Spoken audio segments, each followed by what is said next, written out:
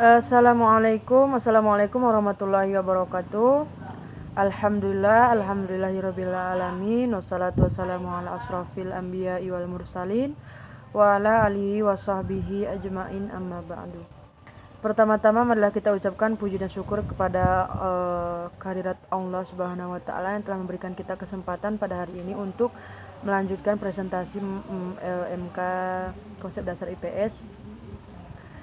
Perkenalkan, kami dari kelompok 3, saya atas nama Jasmani dan rekan saya atas nama Arjuna.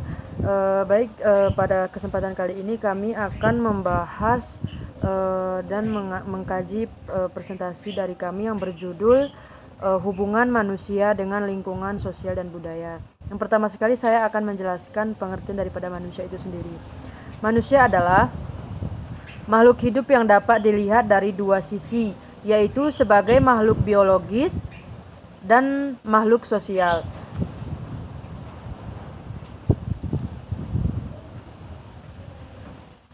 Sebagai makhluk biologis, makhluk manusia atau Homo sapiens sama seperti makhluk hidup lainnya yang mempunyai peran masing-masing dalam menunjang sistem kehidupan. Sebagai makhluk sosial, manusia merupakan bagian dari sistem sosial masyarakat. Secara berkelompok membentuk budaya. Ada perbedaan mendasar tentang asal mula manusia. Kelompok evolusionis pengikut Darwin menyatakan bahwa manusia berasal dari kera yang berevolusi selama ratusan ribu tahun, berbeda dengan kelompok yang menyanggah teori evolusi melalui teori penciptaan, yang menyatakan bahwa manusia itu diciptakan oleh Allah Subhanahu wa taala seperti yang telah dijelaskan dalam agama kita, yaitu agama Islam. Pemahaman tentang hidup dan kehidupan itu tidak mudah. Makin banyak hal yang Anda lihat tentang gejala adanya hidup dan kehidupan, makin tampak bahwa hidup itu sesuatu yang rumit pada individu dengan organisasi yang kompleks. Hidup ditandai dengan eksistensi vital, yaitu dimulai dengan proses metabolisme, kemudian pertumbuhan, perkembangan, reproduksi, dan adaptasi internal, sampai berakhirnya segenap proses itu bagi suatu individu. Tetapi bagi individu lain seperti sel-sel, jaringan, organ-organ, dan sistem organisme yang termasuk dalam alam mikroskopis, batasan hidup adalah tidak jelas atau samar-samar. Kehidupan adalah fenomena atau perwujudan adanya hidup yang didukung tidak saja oleh makhluk hidup biotik, tetapi juga benda mati atau abiotik, dan berlangsung dalam dinamika seluruh komponen kehidupan itu. Ada perpaduan erat antara yang hidup dengan yang mati dalam kehidupan. Mati adalah bagian dari daur kehidupan yang memungkinkan terciptanya kehidupan itu secara berlanjut. Manusia adalah makhluk hidup yang dapat dilihat dari dua sisi, yaitu sebagai makhluk biologis dan makhluk sosial.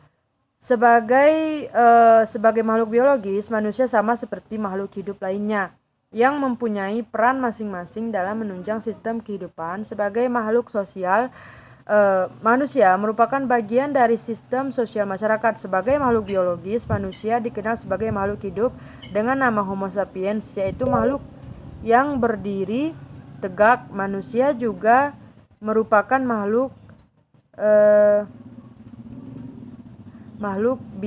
bipedal, yaitu makhluk hidup yang berjalan di atas dua kaki. Menurut Harun Yahya, manusia diciptakan oleh Allah dalam keadaan telah dilengkapi dengan seluruh kemampuan dan ciri masing-masing. Pendapat ini menandai dengan pandangan di kalangan orang Eropa jauh sebelum terbitnya buku The Origin of Species oleh Darwin pada tahun 1859. Ada dua pandangan dalam melihat keberadaan manusia di bumi ini. Pertama, ada yang berpendapat bahwa pada dasarnya makhluk manusia memang diciptakan beraneka ragam poligenesis dan menganggap bahwa orang-orang diciptakan beraneka ragam. Orang-orang diciptakan